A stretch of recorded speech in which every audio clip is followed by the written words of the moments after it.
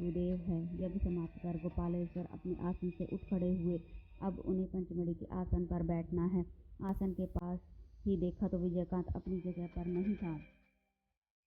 फिर देखा कि वह तो काली मंदिर के पोखर पर बैठा है। बैठा रहने दो, सही वक्त आने पर वह अपने आप यहाँ चला आएगा। पंचमुड़ी के आसन पर बैठकर गोपालेश्वर ने अपनी देह शुद्धि व बंधन किया। आसन पर बैठकर जब शुरू करते ही उन्हें कोई अदृश्य शक्ति वहाँ से हटने के लिए मजबूर करती रही। गोपालेश्वर जितनी शक्ति से बैठने की कोशिश करने लगा, प्रतिरोध उतना ही ज़्यादा बढ़ता गया।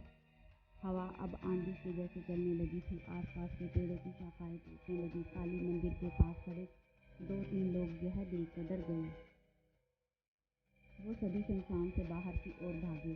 अचानक एक बिजली गिरने की आवाज़ आई और तुरंत ही गोपालेश्वर के चिल्लाने की आवाज़ आई। विजयकांत ने देखा कि एक आग का गोला गोपालेश्वर के चारों तरफ घूम रहा है और गोपालेश्वर के मुंह से केवल आग की आवाज़ ही सुनाई दे रही थी। कुछ देर बाद ही सब कुछ शांत हो गया, स्वाभाविक हो गया। विजयकांत डर रहा था, लेकिन महानंद जी आसन की तरफ गए। वहां पर पहुंचकर देखा तो गोपालेश्वर अपनी अंतिम सांसें ले रहा था।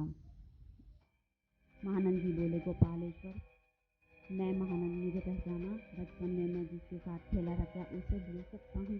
क्या इस कार्य को तुमने अंजाम दिया? नहीं गोपालेश्वर, मैंने अपने हाथों से कुछ भी नहीं किया, लेकिन मैं अगर ऐसा ना करवाता तो तुम एक निर्दोष की जान ले लेते। अब तुम ही बताओ, ऐसा मैं कैसे होने देता? अंत में जो करना था तुम्हारे पिशाच ने ही कर दिया। गोपाल, तुम्हारे साधन कार्य में गलती हुई है।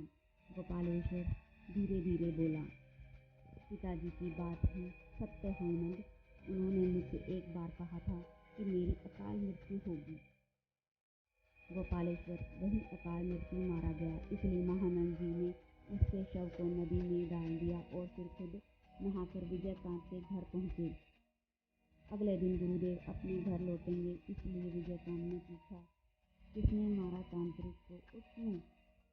पंचमुड़ी आसन गलत है, यह जाने बिना ही गोपालेश्वर साधना करने बैठा था, लेकिन कर्ण पिशाचिनी इतनी बड़ी गलती बिल्कुल भी माफ नहीं करेगी। कर्ण पिशाचिनी ने ही गोपालेश्वर को मारा, इसलिए कर्ण पिशाचिनी साधना बहुत ही भयानक है। थोड़ी सी गलती भी जान से हाथ धोने के लिए बहुत है। जो भी हो, तुम्हारे ऊपर से मुसीबत कट गई। मैं अब तुम्हारे देह बंधन को खोल देता हूँ। अब बिना किसी चिंता के अपना स्वाभाविक जीवन बिताओ। समाप्त।